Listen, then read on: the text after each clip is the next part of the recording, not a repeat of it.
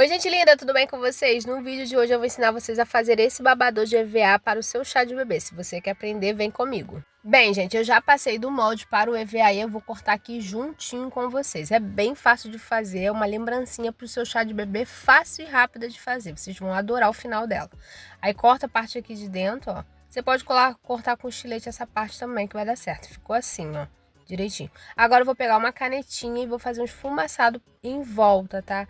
Para deixar mais bonitinha. Mas você também pode fazer o quê? Colar essa parte do babador em outro EVA escuro, num tom mais escuro, que vai ficar legal também. Aí ficou dessa forma aqui. Aí agora é só colar essa parte de dentro do babador. Tô colando com cola quente, aperta e ficou desse jeito, gente.